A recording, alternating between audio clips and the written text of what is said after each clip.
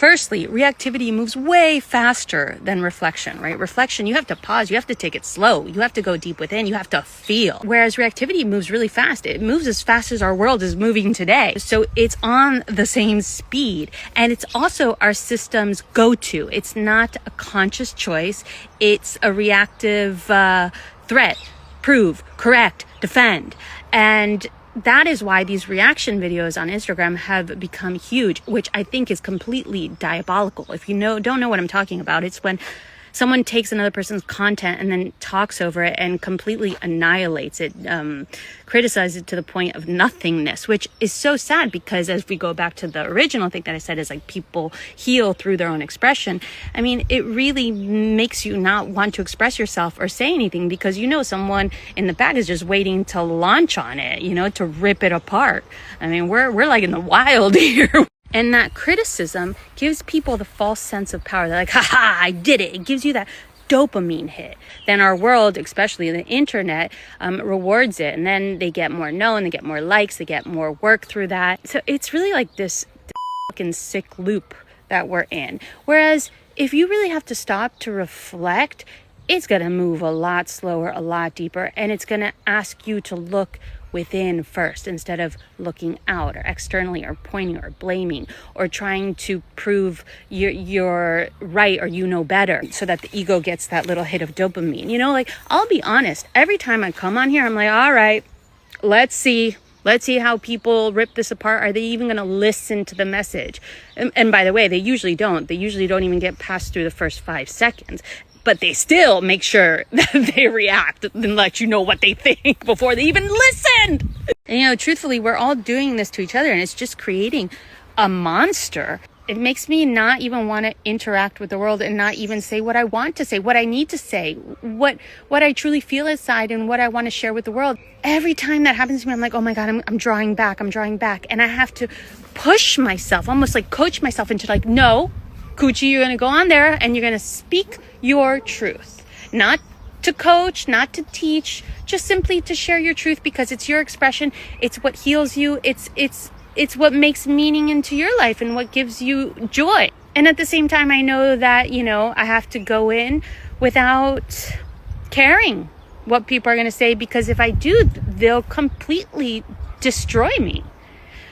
This is sad. This is really sad that people can't be themselves and share themselves. Like if I make one little mistake of a word that I misused or something I said that isn't, perfectly right in the dictionary of all rightness, like that will be corrected instantly. Like listen to the depth of what I'm saying. Listen to it beyond the words, right? That's always why I love somatic movement because it moves beyond the words.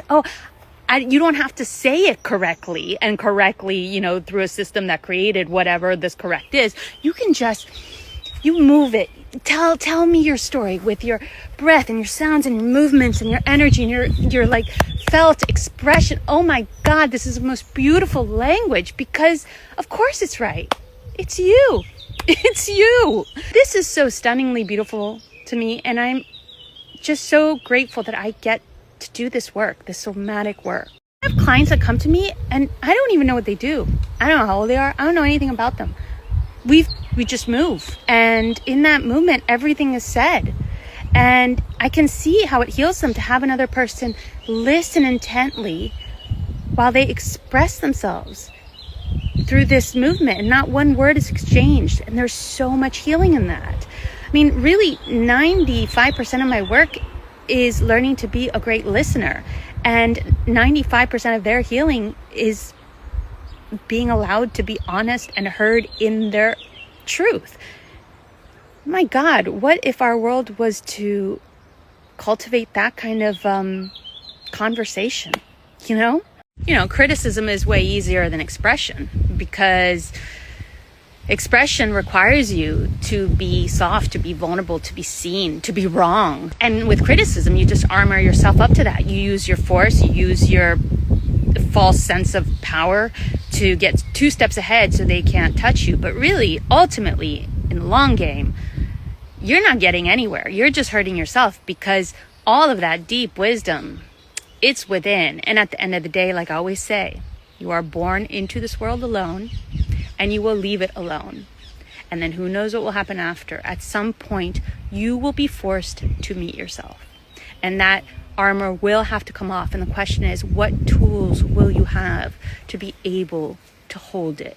I want to give you a practical perspective of how you can practice this. I'm practicing this all the time, sometimes more quietly and visibly, and sometimes in real life situations. So I just recently had a phone call with someone that I'm hiring to do some work for me, and I haven't hired them yet. They were still pitching themselves, and they were really rushing me to commit, to commit to what they offered, to commit to the next appointment, to commit to starting right away. I really had to stop myself because I went to that thing of people pleasing, not wanting to disappoint, maybe fear of missing an opportunity. I don't know, just the ego saying, oh, don't be too vulnerable. They'll see your truth. Like, I really care, but I don't know. These are things that just come. And I had to take the pause of reflection. And I said to them, I was like, I'll connect with you again when I feel ready to. And that was such a big girl boss move. I live in a world that is always trying to get something off of you, whatever that may be. And that little moment of saying, hold up, that's not the speed I'm working at, and really honoring your time to pause and reflect and speak on your terms and move at your pace is so huge. This is what I teach my clients. And it's not that easy to be like, this is what you do. No, it's a work in progress, and it requires such awareness and doing the homework every single moment of every single day. And so that just happened to be one little homework that I did in that one day. I probably did, 50 different versions of that. But, it always requires you to come back, check yourself, become aware, and work from a place of honoring the emotional body. So I hope this gives you inspiration. If it does, share it, share me. We need more fucking positivity out there. So let's spread the word of love. Let's spread the word of reflection over reactivity. And I'll see you guys around. And I hope to see you at the retreat. Why the not?